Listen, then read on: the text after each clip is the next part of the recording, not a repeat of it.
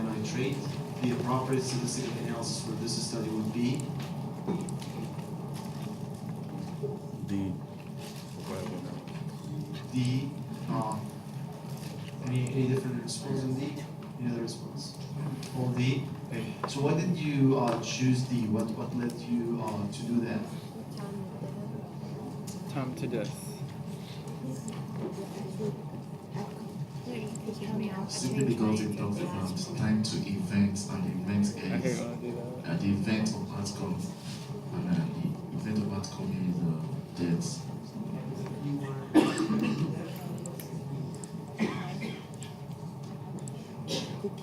Time to the time of event.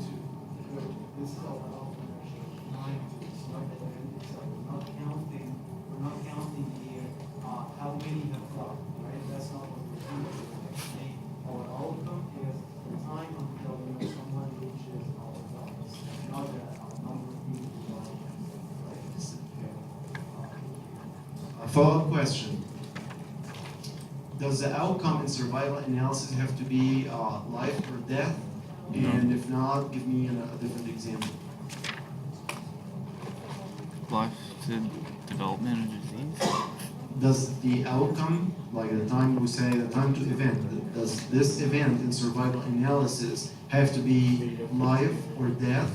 Or because just it says survival analysis, so it implies that the outcome would be either survival or dying, or it can be something else. And if it can be something else, give me a different example. Breast cancer. Is it time to follow Breast cancer recurrence. So like, it can be when you experience the outcome and when you stop experiencing the outcome. Yeah, but give me a different example from outcome. Survival. Breast cancer. Okay, so there's a group of women that say who have breast cancer, and what would be your outcome? Give me a different outcome than death and suicide. What would be your outcome? Reoccurrence. The time to reach something different. Time to reach cancer remission. Remission, that's perfect. Thank you. So instead of just all the time survival or death, it could be the time until you have remission, for example. That's a positive outcome in this case, right? It could be the time until you have recurrence, which is a negative outcome in this case. But also remember that we're not assessing the number of women who will have remission or who will have recurrence. We're actually evaluating the time until they reach that point. It's like an end point, and then we're assessing the time you take until you reach that end point. That is the difference between survival analysis and linear or logistic regression. Okay, so how about multiple linear regression? What is multiple linear regression? Can someone remind me what multiple linear regression involves? And when I say that, I'm asking what's the nature and number of independent and dependent variables. Multiple linear.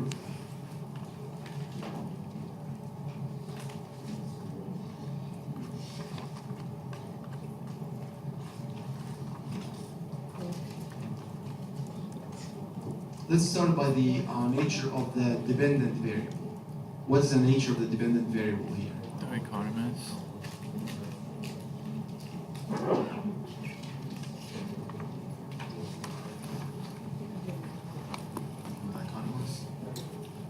Dichotomous, is that true?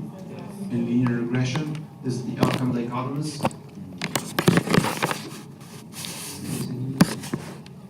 Thank you, it's continuous. The outcome has to be continuous. That's a key word. I guarantee you, maybe the exam today, that's going to be something on the exam. Something around that, about the dependent and the independent variable for each type of these analyses. So a key word, a key differentiation between linear regression in general and logistic regression is that linear regression, the outcome has to be continuous. Versus logistic regression, where the outcome has to be categorical. Let's put it categorical for now, because it can be, today we're going to learn that it can be 3 or more categories. So categorical or dichotomous versus linear or continuous. Okay, but what's multiple linear regression? So we said the dependent variable has to be continuous and it's only one variable, right? How about the independent variable? or variables? Do we have one or multiple to start with? Multiple. Multiple. As the name implies, it's multiple. Multiple linear regression, so we have more than one independent variables. And what is the nature of these variables? Are they continuous or categorical, or can they be both? Both.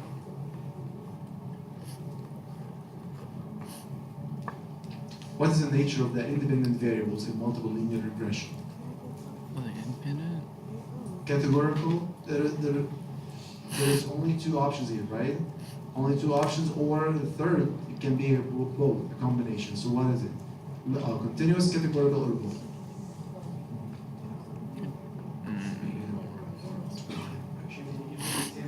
Can be both. Can you give an example of two independent variables or one categorical and one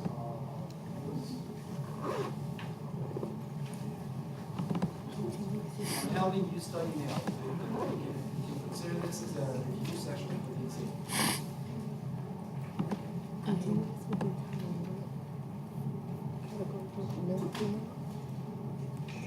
Yep. Age and weight. Age and weight. Okay, how is that one continuous and one categorical? So age, okay, I might understand that, but weight is the same, right? It is continuous as well, right?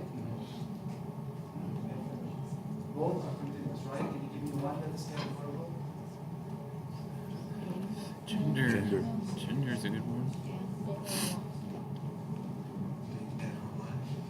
Being dead or alive. Is that Being dead or alive. I know this is a categorical, but this is an outcome. This is not an independent variable. An independent variable is a variable that you use to predict an outcome. But what you just told me is actually just an outcome. It's not an independent variable. Experiencing a disease state. Experiencing a disease state. You have it or you don't have it. Now it became a categorical independent variable, and then the outcome can be, either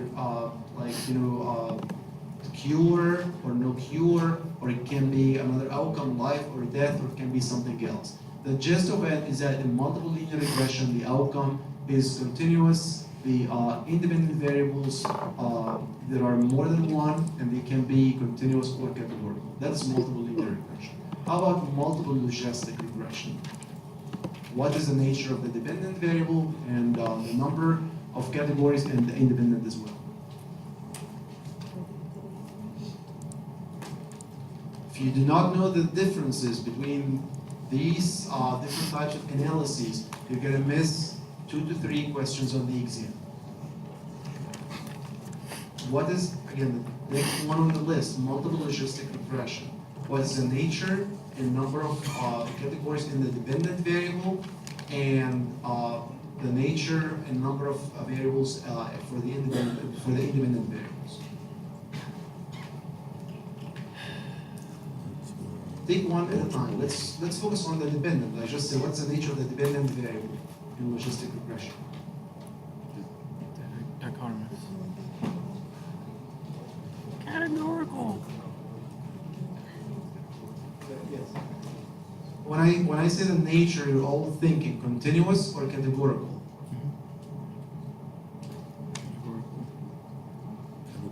I think it's categorical. Yeah, but don't think it is categorical. Okay, it is categorical. So the nature of the outcome in logistic regression, again, that is what differentiates it from all the other types of analyses. The outcome is categorical, and in multiple logistic regression, do we have one independent variable or multiple? Multiple. Can they be continuous or categorical, or only one type? Categorical only? Any different opinion?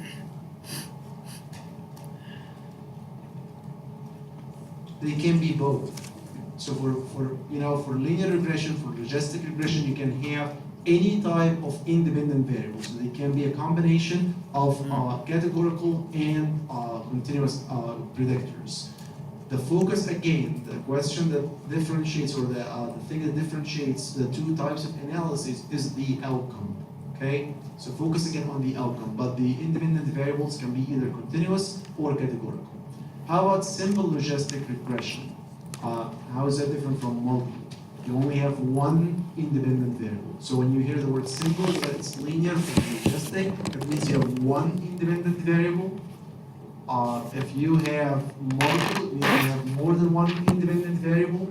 Again, the nature of the independent variables can be anything, categorical or continuous. The difference is in the outcome. Okay. Survival analysis, we already discussed that.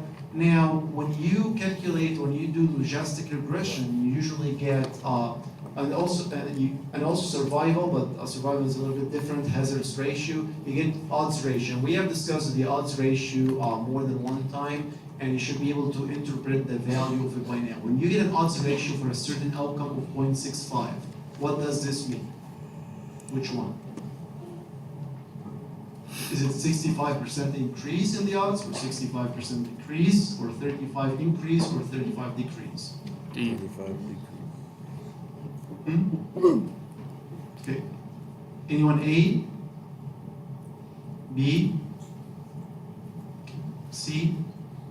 D? Okay. Everyone D? Okay. Can you tell me how did you reach this conclusion mathematically? I know it's simple, but please teach me. You take the 0.65 and you do 1 minus 0.65 because it's below 1 and that shows a decrease. And 35 is how much decreased by 1. Perfect, thank you. Thank you so much. That was very thorough. Thank you. So basically, because the odds ratio, when it's less than 1, you can guess that there is a decrease in the outcome. It's not an increase. But in order to interpret it correctly, you have to subtract it from 1 minus 0.65, since it's less than 1, and then you multiply that by 100, and then you get 35% decrease. That's what you get. If it was more than 1, if it was 1.65, what would that be? That would be a 65% increase in the odds, right? Okay, I just want to know about this figure. I told you to know how you know certain figure looks like in the objective. So what's that a representation of? C, Kaplan-Meier curve. Any different opinion? Kaplan-Meier curve. Okay, so that's basically how a Kaplan-Meier curve looks. I want to be a little bit ambitious here and ask. What do these things and dashes on the curve mean? So as you would notice, this curve actually is comparing two treatments. There's a neural hormone therapy, the first one, and then there's a chemotherapy. And then you can see that the curve keeps stepping down. It goes stepping down like this, stepping down, and then there are vertical dashes across the lines. So there are two key elements in this representation or in this figure. The stepping down of the curve, that means one thing, and then there are the vertical dashes on the curve, and these mean also another important thing. Can someone start by telling me what does the stepping down means when you see a Kaplan-Meier curve like this, and then you see a step down like this, stepping down? What does this exactly mean, stepping down?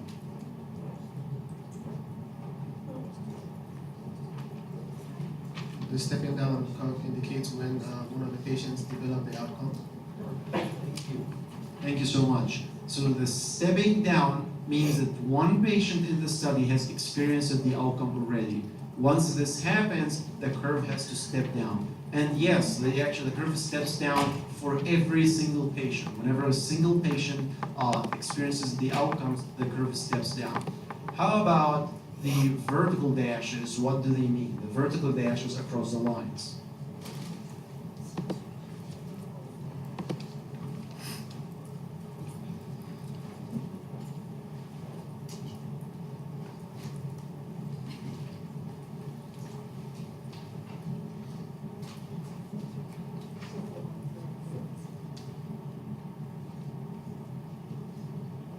It indicates the people that are censored.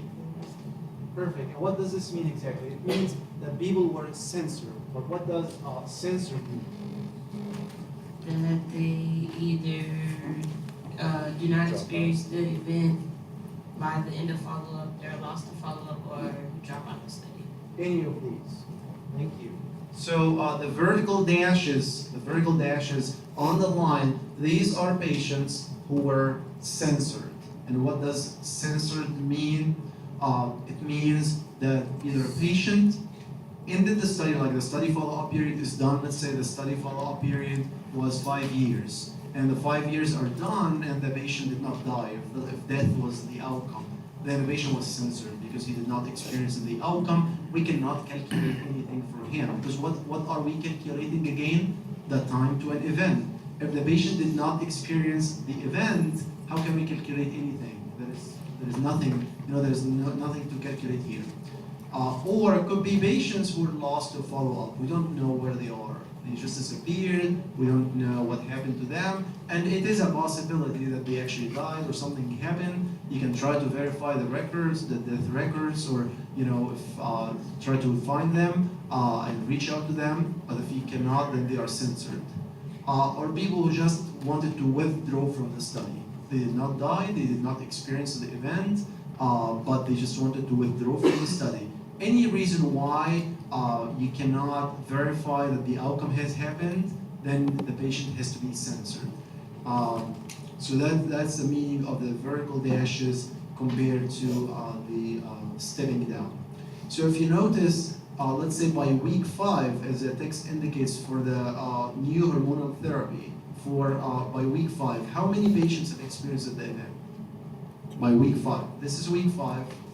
So if you look, this is a whole new hormonal therapy, and this is week 5. If you go up like this, by this point, how many patients have died? Or whatever experience of the outcome, sorry. 2, because there are 2 stepping down. 1 and 2. The curve stepped down twice. So if the curve stepped down twice, it means that 2 patients have experienced the outcome so far. And how many patients total during the follow-up period until the 20 weeks have experienced the outcome in the new hormonal therapy? 1, 2, 3, 4, 5, 6. 6 patients have experienced the outcome for a new hormonal therapy. These are the kind of questions I would entertain. You would entertain in the exam. I don't want you to run an analysis or do anything like that, but I want you to understand this curve, what the vertical dashes mean, what the stepping down means, and if I ask you by a certain week, and it's going to be clear-cut like these ones, how many patients experienced the outcome by the end of the study, or by week 15, or by week 10, how many patients were censored, for example, until week 5, if I ask you how many patients were censored, how many? By week 5, 2, only 2 patients. If I ask by week 10, for example, you're going to count 1, 2, 3, 4, 5, 6. 6 patients were censored. These are the kind of questions you're going to have in the exam when you see a Kaplan-Meier curve. How come each step down is slightly different lengths? I'm going to show you a table now. It's actually a good question and very interesting. What is that? What's that on the y-axis? That is the cumulative proportion surviving. And what does this mean?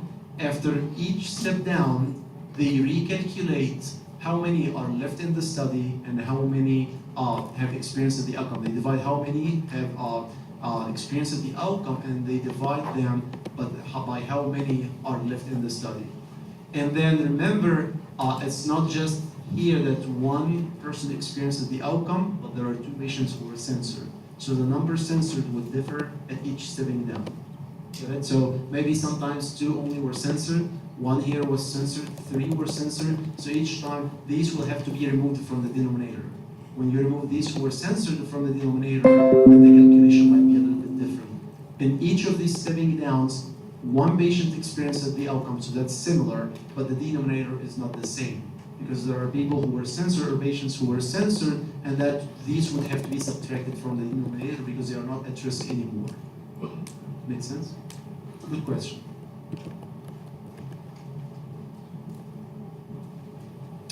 Question number 4. In survivor analysis, we talked about this already. That's now, everyone knows what is that. That's it, censored data. anyone who did not experience the outcome by the end of the study were lost to follow-up or dropped out of the study. Okay, all of the following are examples of statistical techniques that are used to run survival analysis except A, B, C, or D. B, any different answer? B. So the other three types, I just want you to know the names. These are important also for the exam. I'm not going to ask you to run again any of them, but I want you, when you see a study that uses life tables, no one technically uses life tables, but life tables or Kaplan-Meier method or Cox proportional hazards model, or also called Cox Regression analysis. These are all methods that are used for survival analysis. You should be familiar with their names.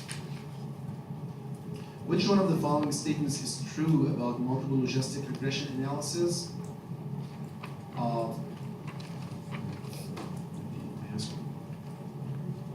Which one is correct?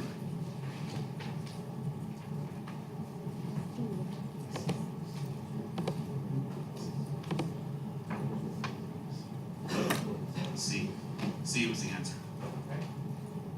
Thank you. C is the answer, because the way I think about it, once I see multiple logistic regression, I'm going to be looking to eliminate any other options. I will be looking for something with a categorical or dichotomous outcome. So this will make me eliminate two of them, B and D. So I'm left with A and C.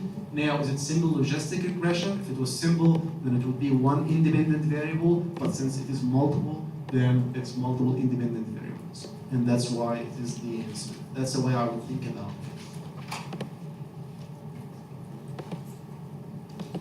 Fill in the blanks. What is the concept or terminology for when the logistic regression model includes multiple independent variables that are highly correlated, not just with the response variable, which would what we would expect, but also with each other. Multicollinearity. Those are the important concepts that I put in the objectives for you to learn. Multicollinearity, and we're going to talk about it in a minute. I don't want to go over it right now. And I'll explain to you why this is bad for the study. This can bias the study. And again, I'm not punishing anyone for spelling it out incorrectly. Just FYI, even I just told one of the teams, when I asked you to fill in the blanks with something like the correlation coefficient range plus minus 1 plus 1 last time, I go back and add all the correct answers. Like if someone used 1 plus 1 or 1.0 or any of that, all these count as correct answers. So don't be much worried when I ask you to fill in the blanks in the exam. If you have, as long as it's correct, that's what matters. It doesn't have to be exactly written the same way like checklist slides. Which one of the following statistical analyses is used when the dependent variable in the study is categorical with 3 or more categories? A, B, C, or D? B. Any different answers? So what is B? What's multinomial logistic regression?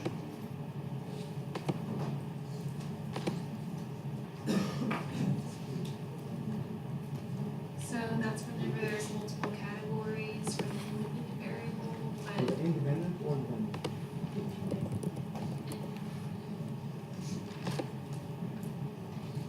What is DB?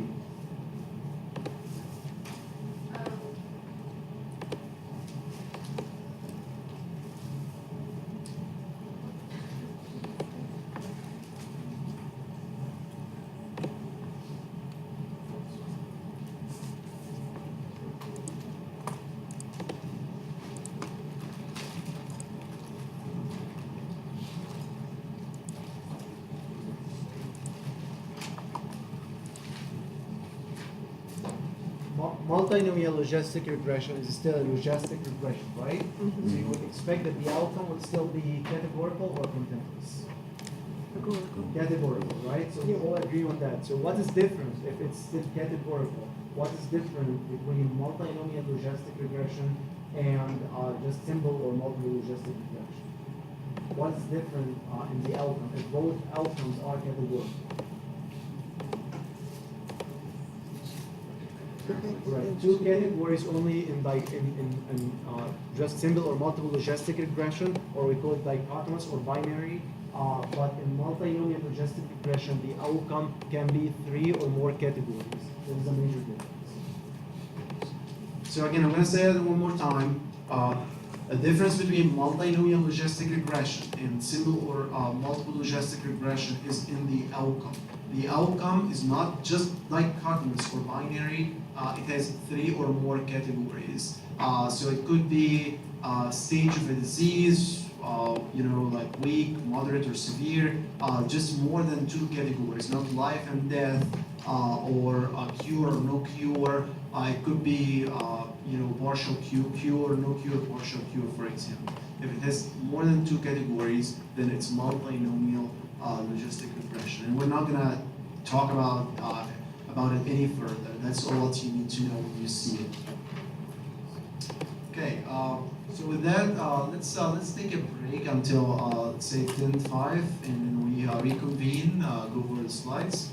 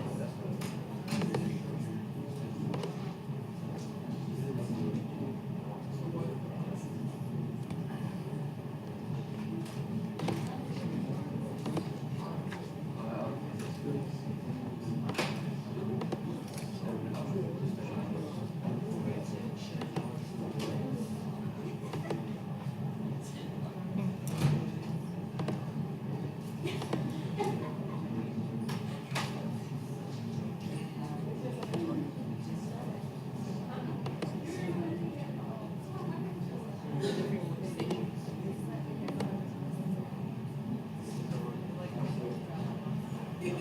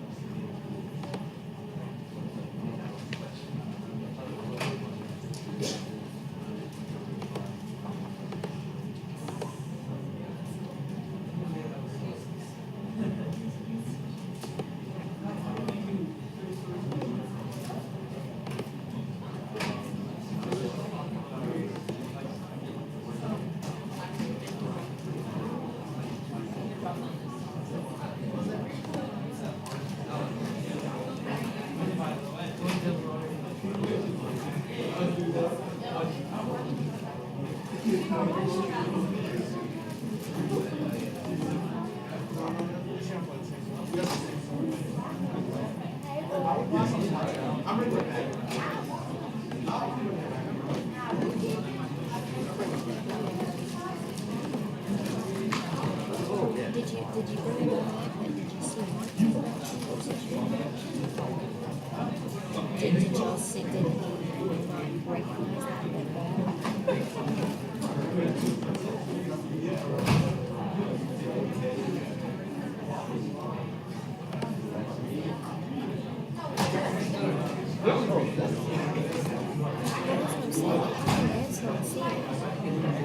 He's the one who hired the whole crew working.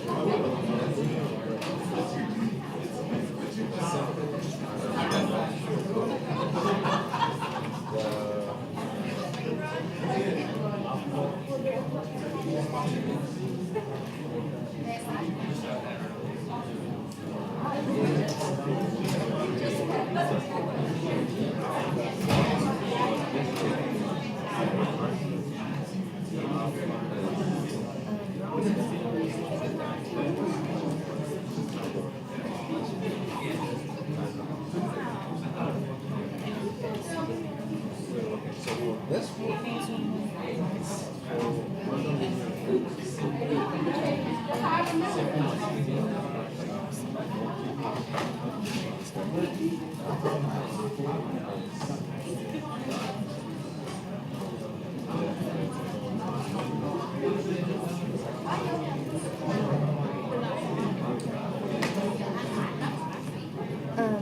actually, what time?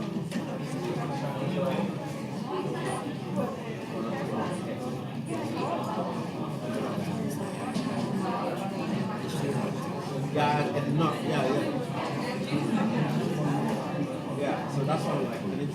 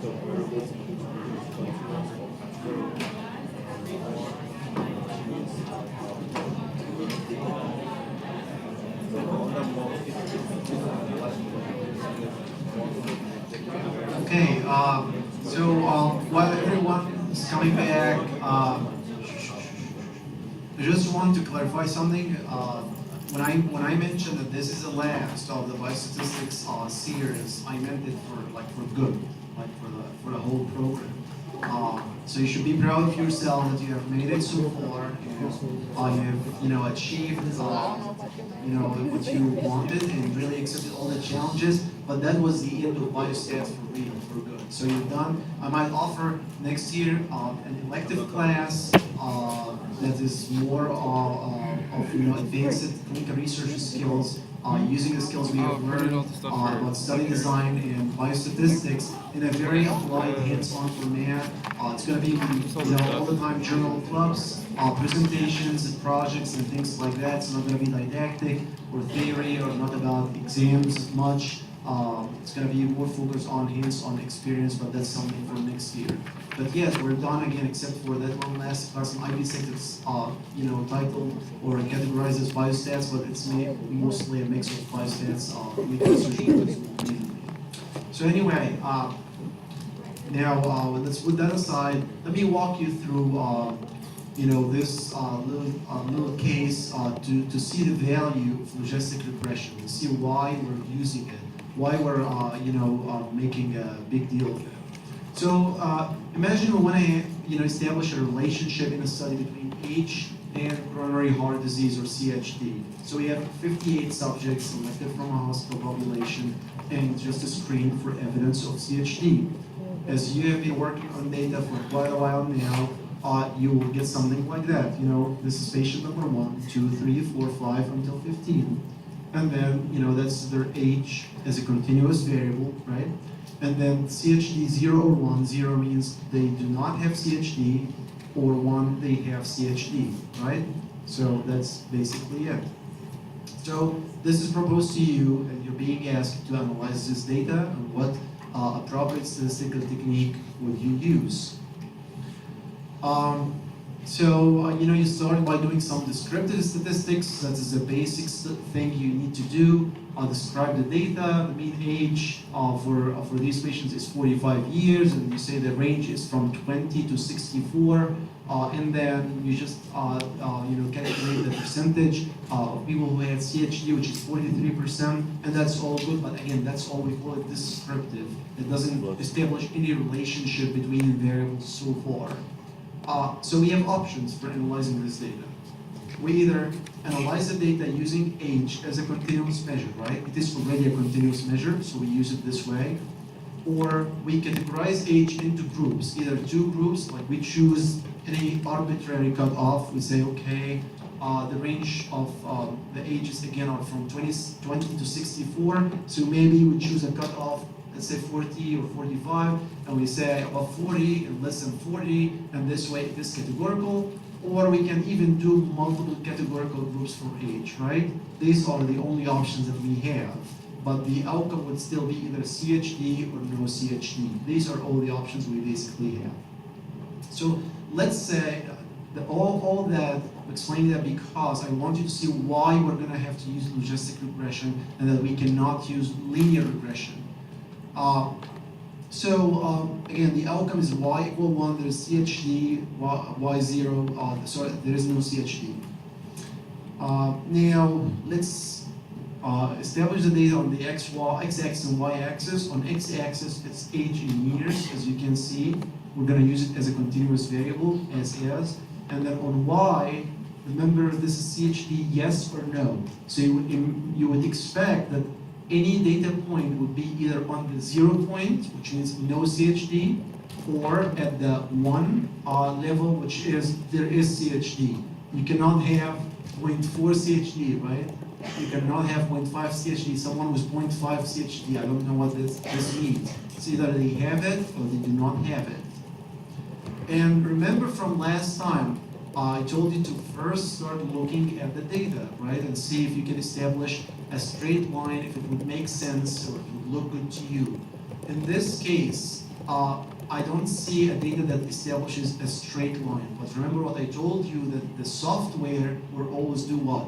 Force a line, no matter what. Even if you had only 2 data points, the software will always pick 2 points and force a line, a straight line, and tell you that this is a linear relationship. They just don't understand. So that's what the software will do. It will just choose these 2 points and establish or force a line and say this is straight line, a linear relationship. You can do it this way as linear regression. But is that true? No, and not just because we don't like how the line is established or how the data points are scattered, although this is part of it, but I'm going to show you now why it does not make sense. So now, let's try to predict, right? The whole purpose of regression, remember, is prediction. Whether it's linear regression or logistic regression, we do it because we want to predict y from x. Remember what you have been doing last time? So if I ask you a question like last time, I want to predict if someone, let's say hypothetically, this is 35 years old, I want to predict if they will get CHD or not if they are 35 years old. That's a very reasonable question, right? If you try to predict from using linear regression, you will go there and then you will find that they will have 0.4 CHD. Again, does this have any plausible meaning? No, it does not. Because you know what? This is a wrong relationship. It shouldn't be linear. That's why. That's why we're not going to use linear relationship in this case when the outcome is dichotomous. You cannot use linear relationship.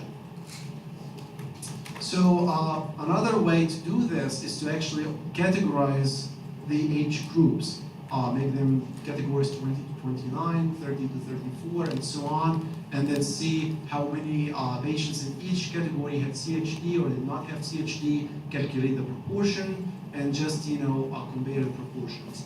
But there is one problem here. You probably don't remember why this is an issue, but when we're talking about proportions, if you look at the sample size in each group, then we have dispersed our sample size. Each of these groups is kind of assumed to be like a sample by itself out of the big sample, multiple samples of the big sample, and the number of patients in each sample is really very small to be compared.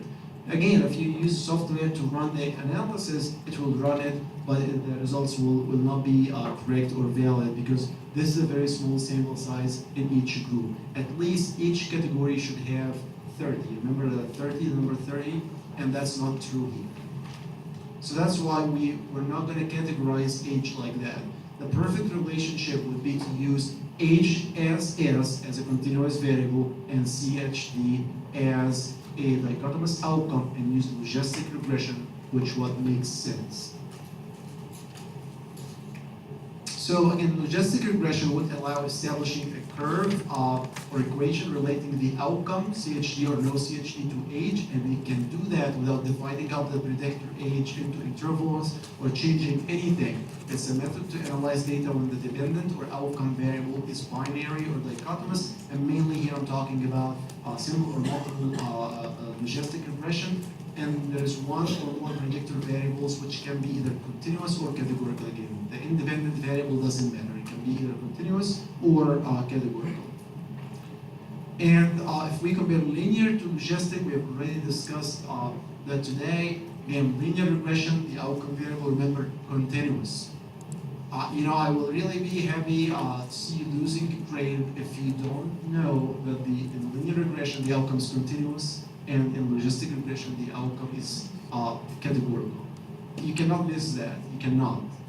In logistic regression, the outcome is dichotomous in case of single and multiple logistic regression, or categorical with 3 or more categories if it's multinomial logistic regression. So again, in the exam or in life, the only data-related question you should be asking yourself when someone proposes a study like this: what is the nature of the outcome? What does my outcome look like? Is it categorical or continuous? Continuous, I will jump to linear.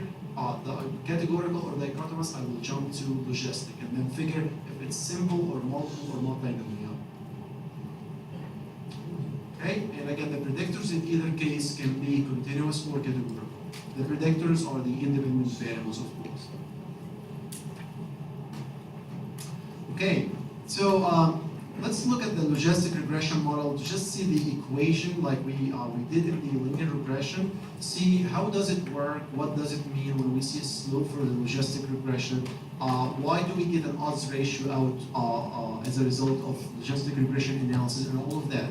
And as usual, I'm not asking you to memorize any equations or do any computations. That's not the whole purpose. I would hate it myself if I have to. So we're not doing that, but you have to understand the theory behind it. Remember, just overall, what is the odds? So what is the meaning of odds?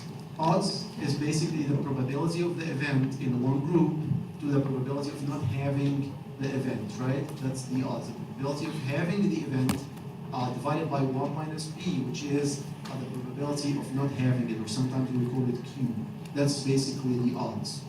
So the probability of having the event is a proportion of persons with y equal 1. And if we establish a logistic regression model equation, it's basically ln, or the natural logarithm of the odds, which is a b divided by 1 minus b. Just, you can call it logit or log odds. And it's beta 0, which is the intercept. Remember, there was an intercept in the linear equation. There's an intercept here as well. And then there's beta 1x1, beta 2x2, beta 3x3. And what are these? These are, again, regression coefficients. Like there was a regression coefficient in linear regression, there are also regression coefficients in logistic regression. And each x indicates one independent variable. So if you have only a relationship between age and CHD, we have one independent variable. In this case, we would stop here. So the whole equation would be beta 0 plus beta 1x1, right? Because we have only one independent variable. If we have age and weight, we would have 2, and so on. But that's basically the equation. Again, these slides, I wouldn't worry about this or this one, but still, you should read them and understand how it works. So the concept of, beta divided by 1 minus beta and all of that, it's a little bit, again, convoluted and, kind of confusing. So they replace it by log odds, just log odds of CHD. We can understand what is the odds of CHD, and the equation would be log odds of CHD equal beta 0 plus beta 1x1. And here again, they limited to x1 because we only have age as the single independent variable. And beta 0 is the intercept, and beta 1 is the regression coefficient. Once you make this transformation to using log, this equation becomes linear. So we change the model from logistic model to a linear model into the system so you can have a straight line. It's still a logistic regression model, but that's an internal transformation of the probability that the software does to make you see a straight line and be able to make predictions of y from x. Again, you shouldn't worry about this at all, but just understand how it works. And then you run the analysis, and then you're gonna get something like that. Since you have one variable, one independent variable, which is age, it will tell you, well, this is your slope or regression coefficient, 0.135, and this constant is the intercept. That's basically what you get from the software. Forget about the standard error for now, but that's all what you get. But what can we do with that? I mean, knowing that the regression coefficient is 0.135. Okay, now we know that log the odds of CHD equal, 0.135x minus 6.54. How can we interpret that? It doesn't make sense, this way. I want to know, or I want to read it in a better or different way that makes more sense to me. So luckily, as you read in the article, there is a way to always transfer the, the log odds, just transfer it to odds, right? You just exponentiate the slope. So we got a slope of 0.135 in order to get the odds, and again, I'm not going to ask you to do any of these computations. In order to get the odds ratio, which we can understand and interpret like you did today in the RAT, we basically exponentiate the value of the slope that we got, which is 0.135. If you exponentiate that, it's going to give you 1.14. Can someone tell me what does this mean if we're comparing age to CHD? What does an odds ratio of 1.14 mean?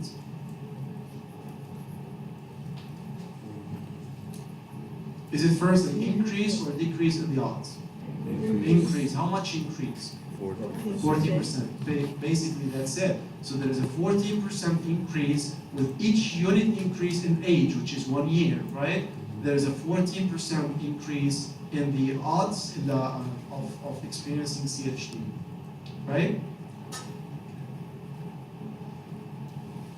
So remember, that's still, the odds ratio, we cannot say if it's statistically significant or not unless we do what? Either have the confidence interval or have the p-value, right? If the p-value is less than the alpha for the odds ratio that we get from the software, if it's less, that is statistically significant. There is also the confidence interval that we can use to determine statistical significance, right? If the confidence interval for the odds ratio includes 1, what does it mean? Is it statistically significant? No, it's not, because what does this mean? If it contains 1, then there is no association between age and CHD. It's possible that the odds ratio will be 1, because an odds ratio equal 1 means no association, means the odds are the same in all groups, right? Okay, so that's another example. Data on a random sample of 236 children less than 3 years old. The range was from birth to 3 years, and the information includes breastfeeding status at time of the study. They were either breastfed or not, and the age of the children in month. So we want to use logistic regression to evaluate the association between a child's age and their probability of being breastfed. So if we run the analysis, we get an intercept. We don't care much about the intercept, although it is being used, of course, in the prediction calculation. But we focus more on the slope, which is beta 1. It's minus 0.25. When you see a negative slope, this means that there is an increase or decrease in the probability of the outcome. Decrease. And when you calculate the odds ratio, would you expect that it will be higher than 1 or less than 1? Less than 1. Perfect. That's perfect. So if you want to calculate odds ratio from the slope, you just again exponentiate it. So exponentiate the negative 0.25, you will get 0.78, and you guessed that's right, it's less than 1. How can we interpret it? We just subtract it from 1 and multiply by 100, which is going to give us about, I guess, 22% decrease in the probability of being breastfed with each year increase in the age, right? Sorry, in this case, it's not year, actually, it's a month, right? So depending on the unit, because these kids, we measure their age in month, right? So with each month increase in their age, there is a decreased risk of about decreased opportunity or probability of being breastfed by 22%. How about if someone, remember last time I told you we can also multiply that number if we want to make predictions about more units increase in the independent variable. So in the interpretation of the odds ratio, we said for each unit increase in the independent variable, which is age, we said there's a 22% decrease in the probability of being breastfed, right? But let's say that, how about if someone wanted to see, okay, how about if the kid became 6 months older in this study, not 1 month older? What is the probability, reduction in probability of being breastfed? So basically what you can do is multiply 6 by your slope and still exponentiate that number, and then you're gonna get 0.22.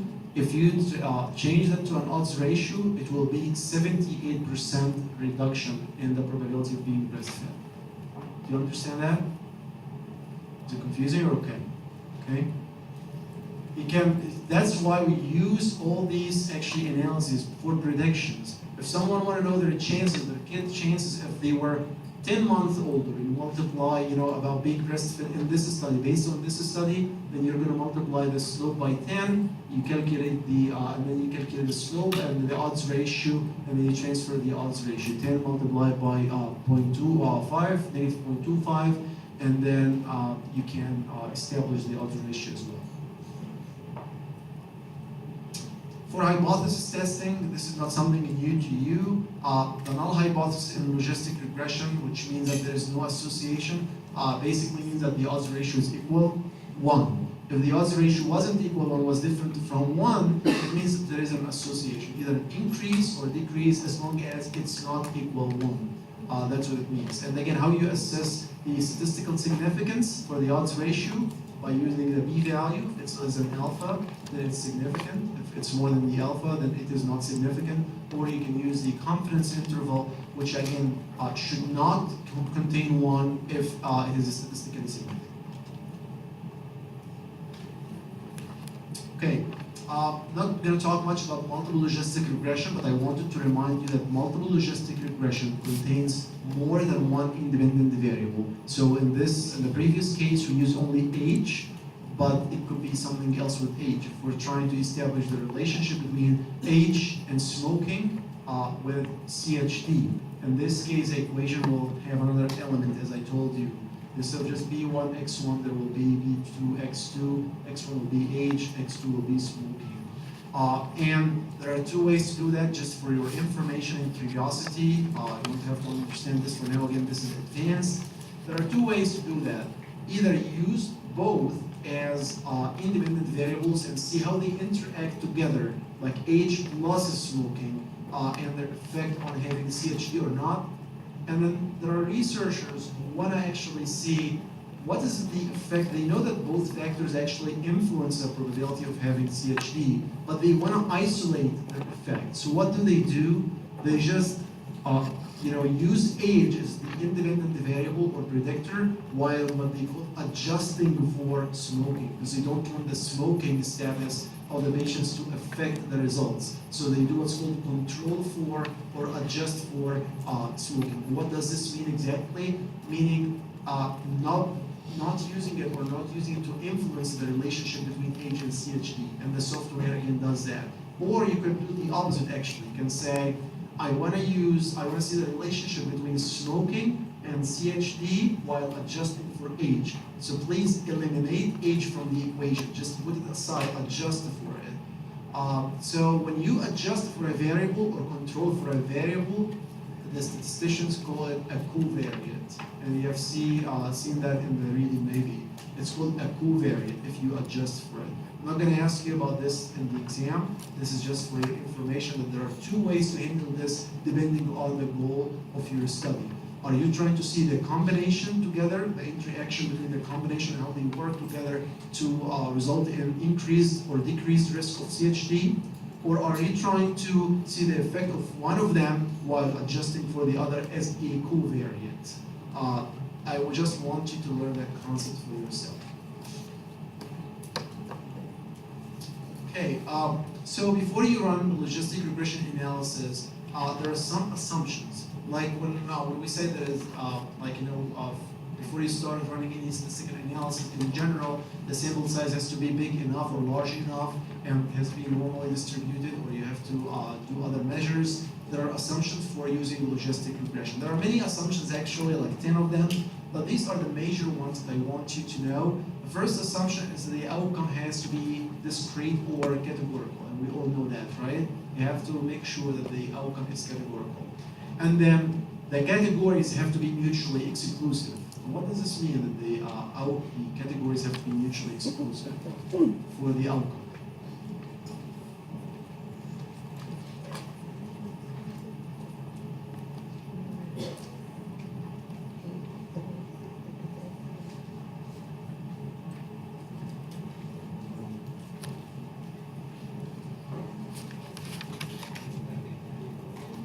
That they cannot be related. Excellent, thank you. They cannot be related. So basically, they have to be completely independent from each other.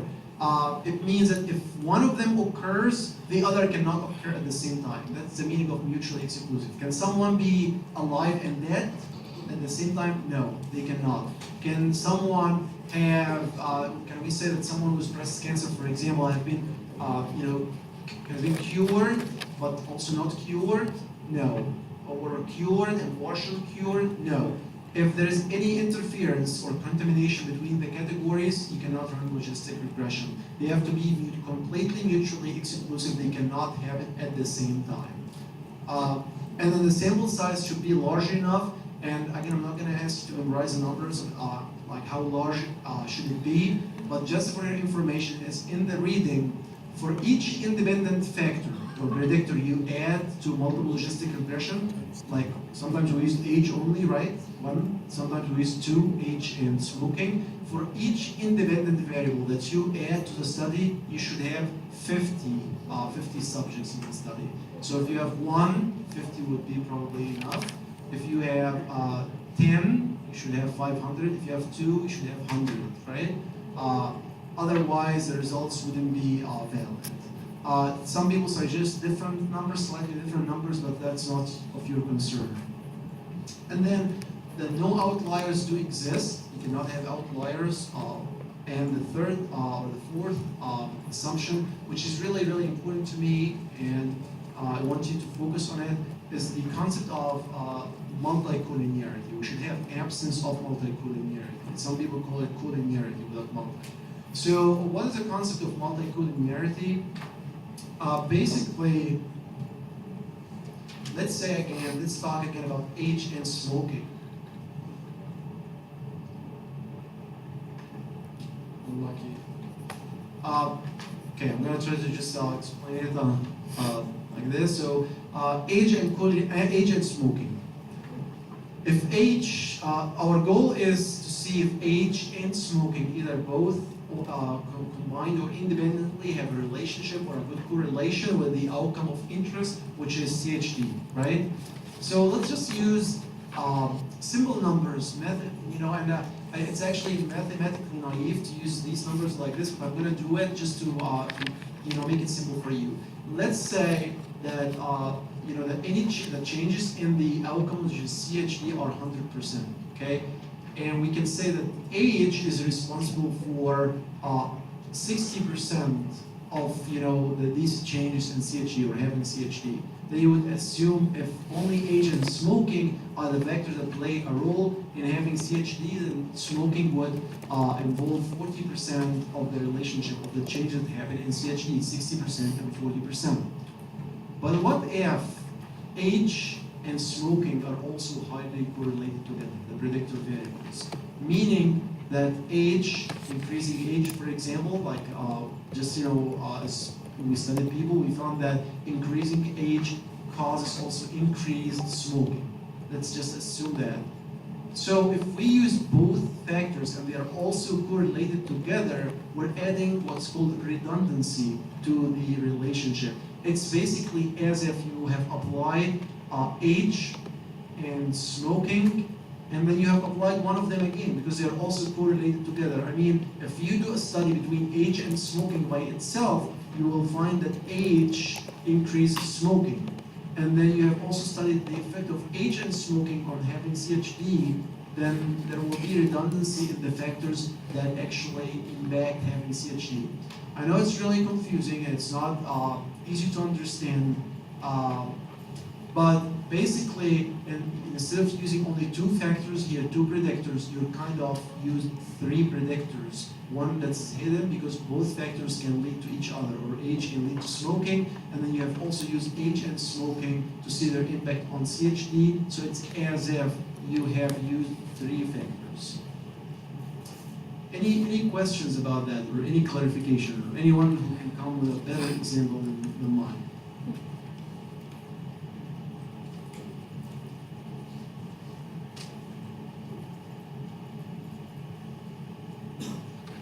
So basically, you want, again, back to the independency. For age and smoking, you want these to be independent from each other because you want to study their individual effect on CHD, just adding it combined together. But if also age can cause increased smoking, then this relationship is biased because you're basically adding more influence or more contribution to this relationship because they are also correlated together. So they are highly correlated. They have what's called multicollinearity, because we do not want multicollinearity. We want them to only be correlated with the outcome, but not with each other as well. You shouldn't have that. And how do you assess that? You basically run a simple Pearson's correlation between all your independent or predictor variables. And as the article says, if the correlation is very strong between the independent variables, then you should you should eliminate one of them because basically they play or have the same impact on having CHD. So it would be redundant to add more than one of them in the relationship. And how strong should they be? Don't worry about that. I mean, the text says 90% or 0.9 correlation. Other texts would use a different number. But I just want you to at least know the concept, the meaning of the concept of multicollinearity, that the independent variables are not just related or correlated with the outcome, but they are also highly correlated among themselves, if that makes sense. If you have any questions about that, please talk to me. Don't just, say no with that. Okay, now, survival analysis, shifting gears here, it's about time to event. I want you to remember very clearly that here we're not assessing anymore, we're not counting the number of people who have the event. The number of people, like the number of people who have CHD, or the number of people who have cancer, and we're not counting anymore the number of people who have the outcome. That's not what we are doing. Here we're actually estimating, describing how long did it take someone to reach the outcome. That is what we are calculating, and we're averaging that number once we have this number from all study participants. So we're interested in the time to an event. This event can be something good, can be something positive, like cure or remission from cancer. It can be something negative or bad, like death, or having bleeding, like GI bleeding, or something like that.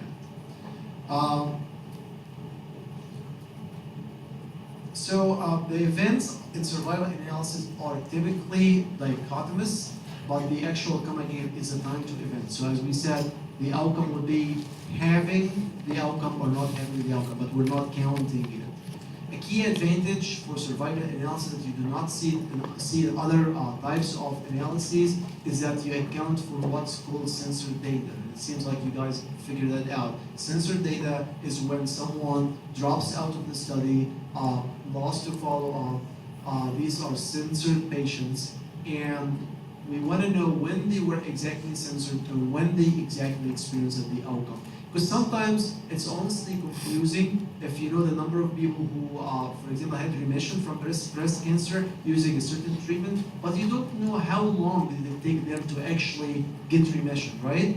It could take someone a year, and it could take someone 10 years, right? So that's not fair. That doesn't necessarily mean that the treatment is really good in everyone. And that's when the survival analysis is important. Okay, and there are 3 major types or 3 major analyses that are used, or techniques that are used in survival analysis. One of them is called life tables, one of them is called Kaplan-Meier method, and one of them is called Cox Proportional Hazards Model or Cox Regression. I want you to really recognize these three names. If you see them in a multiple choice or anywhere, you know that these three names are techniques that are used for survival analysis. Life tables look something like that. Basically, this is the time since the beginning of follow-up, year 1, year 2, year 3, year 4, year 5, and then there's a number at the beginning, let's say 200 patients at the beginning of year 1, and then at the end of year 1, you see how many, let's say the outcome was death. So you see how many people died. 20 people died, and then you go on and calculate, okay, so how many are still alive?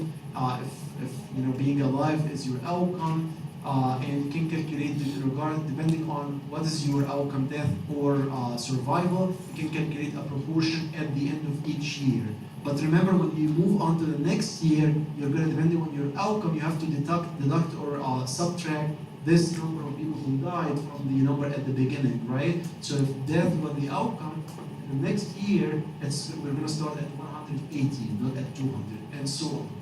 Do you need to calculate anything or do anything today or in the exam? No, I just want you to see how it works, basically. Okay, so what is the advantage? Why life tables are not good enough? I mean, they are good for certain uses beyond our discussion, but they usually have the advantage of not knowing the exact time when each patient experiences the outcome, right? Because remember, you're just coming at the end of year 1 and you calculate how many experienced death or how many survived, but you don't know how many people, when people died during the year, right? You just know that they died in year 1, but you do not know when exactly did they die. A life table survival curve would look something like that. Again, the intervals here are different. They are not 1 year, they are 6 months, 12 months, and so on. So you basically start here, 100% of the patients, this is one which is 100%, and then you come at 6 months, okay, they're still 100%. At 1 year, they went down to 60% and so on. That's all what you get. But during that 1 year, do you know, when did everyone die? No, you do not know, because you do not have stepping down, and also you do not know who was censored or any of that. And that's why we're going to use Kaplan-Meier method. The advantage of Kaplan-Meier method is that you know the exact times that the events occurred rather than just an interval, and that each time an event occurs, doesn't matter when, whenever an event occurs, the curve steps down and you do a recalculation. The probability of the event is equal to the number of events at that time divided by the number at rest at the beginning of the cycle, not at that point, at the beginning of the study. Again, no calculations. I'm not going to ask you about any calculations. This is just for your information. Subjects who were censored, back to your question, which is a very good one, why the length of the stepping down is different. Because at each point, there were people who were lost to follow-up, withdrew from the study, experienced the event, and that might be different at each stepping down, and they have to be removed or subtracted from the denominator. So it might be different. The cumulative proportion of people who are still survived would be different each time. Okay, so forget that. Okay, let's take a look at this. So again, the survival function, we call this survival line or curve or the survival function. The survival function would step down at each time an event occurs, and we have already discussed that, so I'm not going to go over it. And then we have the vertical dashes. The vertical dashes, these dashes tell you if a patient was censored. So again, at year 5 here, we had 1, 2 events, and we had 3 patients who were censored and so on. This is going to be something on the exam, so you have to really know it very well. Okay, but now we're talking about 10, 15, maybe 50 patients, right? So you can see the vertical dashes and all of that, and that's what you're going to see in the exam. But in real life, when we have huge studies of so many patients, are you going to really be able to see all these little dashes, everyone who was censored among 1,000 patients on a little curve like that, and each step down? Probably not. It's not going to look like that. And sometimes they actually eliminate all the dashes and all the stepping down and all of that, but they actually include it in a table. So you still get the information, but in a table. It just you cannot display it maybe this way because it's not going to be clear. It's just going to be very small, something like that, for example. So if you look at this study, this is a sample size of 1172. You can see they still did it actually, but it's really, really tiny because you cannot fit it all on a graph like this, although they did in this case. But they still, again, give you a table with each time an event happened, how many events happened, and how many were censored at that point. Okay, Kaplan-Meier is not only used for just one line to know the time to an event for one group. You can actually compare groups. So let's say there's a new hormonal therapy and there's a current one or chemotherapy. And we want to know which one is better. Is a new hormonal therapy better than the current chemotherapy or not? When would it be better? If we talk about time to an event, when would it be better actually? And here we're talking about the cumulative of people or cumulative proportion of people surviving. So this is survival curve for people who are surviving, telling you the time and to death, basically, the time to death. Do you want people to die sooner or not? Sooner. No, you don't want people to die sooner, right? So if you have a new hormonal therapy, do you want the time to an event to be longer or shorter than chemotherapy if the outcome is death? Longer. Any disagreement about that? Okay, you want the time to be longer. And that is one of the utilities of the survival curve. So if you're comparing these two curves here, what you are hoping for is that the curve for the new hormonal therapy would tell you that on average, it takes longer for people to die than the chemotherapy. For you to say that it is a better treatment than chemotherapy. Make sense? Okay, it takes longer for people to die. And how do you do that? Again, after establishing the Kaplan-Meier curve, you have to statistically compare the two groups using this test. I want you to memorize the name of this test. Or recognize it at least, don't memorize it. So log rank test, or called also mental Cox test, is a test that is used to compare groups in Kaplan-Meier analysis. If you want to try to compare two groups and see which treatment is better. If you're comparing more than two groups, it's easy. It's going to tell you which one has more survival. But what if you're comparing three groups? Remember what we said about the chi-square, that if you have three or more groups, the test is going to tell you that there is a difference, but it's not going to tell you where the difference is, and you have to compare them into pairs. Exactly the same here. So if you're having more than three groups in Kaplan-Meier and you run the mental Cox test, it's going to tell you that there is a difference between the groups, if there are three or more, but it's not going to tell you specifically where the difference lies. You will have to run A versus B and B versus C and A versus C. Okay, the last one. So far we have discussed the time to an event and comparing the time to an event. But what if a patient, even a patient in the clinic, comes to you and say, okay, so is there a way to predict my time? This is a common question. We hear it every day, right? I want to know how long am I going to live, right? If I'm having cancer or something like that. So you want to be able to predict actually this time to an event. Instead of just describing a time to an event or the average time to an event, you want to be able to predict. The minute we mention the word prediction, what comes to my mind is some sort of regression, because regression is what is used for prediction, right? Predicting an outcome from an independent variable. So the patient might be asking, okay, based on my age or something else, how long do I have? And they want to predict. And that's why we have Cox proportional hazards model. Cox proportional hazards model, or Cox regression, is basically a combination of Kaplan-Meier and logistic regression together. It's a combination of both tests together. And when you use the software to run it, the software already does all the work for you.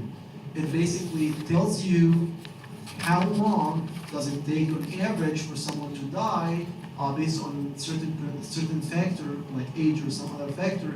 And it also tells you for this specific patient, if you enter their age, let's say 55, how long would they probably have until they die? So it will also predict the time to an event for this specific patient.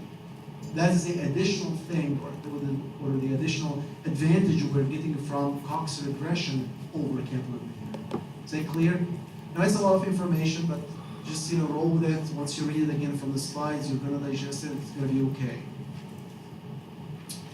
Okay, so again, that's the method of choice. Cox regression is the same name as Cox proportional hazards model. I want you to know that these are synonyms when you read the paper in the literature. What you get from Cox proportional hazards model, remember in logistic regression we got an odds ratio and we were able to interpret an odds ratio. What you get from a Cox proportional hazards model is a hazards ratio. And remember once before I told you that the hazards ratio is exactly the same as the odds ratio in everything except that usually people like to use it when the outcome is negative, is a risk. And that's why we call it hazards ratio, not odds ratio. I mean, odds ratio can also be used for a negative outcome, but it's just, people like to use hazards ratio. Hazards ratio is the same. If it's equal 1, it means there is no association. If the confidence interval for it contains 1, it means there is no association. It's not statistically significant. But if hazards ratio, let's say, was 0.52, it means that there is a 48%, the same thing, we subtract from 1, multiply by 100, it means that 48%, there's a 48% decrease in the risk of breast cancer, for example. So again, everything is the same, like odds ratio, except that people, researchers, use it for negative outcomes. And it's always associated with some risk, as the name indicates. Now, of course, post the slides, so that's no problem. Last words about the assumption, that's the last slide. Again, the sample size has to be large. I don't want you to think how large is large enough, but it's the same like logistic regression if you're interested. So for each variable you're putting as a predictor variable, you have to have 50 subjects, same thing. No outliers exist, and since this test includes a logistic regression test in the combination with Kaplan-Meier, then we have to also have absence of multicollinearity, which is the same concept like in logistic regression. Any questions? Any questions? Application. We have an application, but it's not what you think. It's not related to Cox regression or logistic regression or any of that. In my mind, it's actually a nice closure and a nice fun activity, but I want you to take it seriously as well. And it's team-based, so you're going to work on it as a team, not individually. And I would like you to turn it into me either on paper. I'm going to give you scratch paper with the team member names on it, or you can email it to me if you prefer to type it. And honestly, I'm not going to give you any question. I'm just going to tell you the question now. It's not just one question, and you're going to work on it until you're done. I want you, once you start, I want you to close all your laptops, and all your resources and all of that. No phones, none of that, please, because I take that seriously. And I want you to write me a list of 20 items as a team, 20 concepts, I'm not going to call them concepts, that you have learned in biostatistics. Overall, just in all biostatistics, any 20 concepts, anything that comes up to your mind. Please, can you listen? Because I'm going to grade you harshly on these. So please listen. Any concept, I'm going to give you just 1 or 2 examples so I don't, do it all for you. Like if you write, when the p-value for a statistical parameter is less than the alpha, then this means it is statistically significant. That's one concept. That's it. That's one of the 20 items. However, it might look easy. However, if you write anything, make sure you write it well. I want it written very well, not briefly, just a line, but it's written very well and it's done right. If there's anything wrong in it, I'm going to take half point. Just be careful, and it's a team activity, so you should work together to make it a good list. Does this sound good? Okay, anything from the very beginning, from the very first lecture about descriptive statistics. But don't use any notes, do not use your laptops, please close your laptop.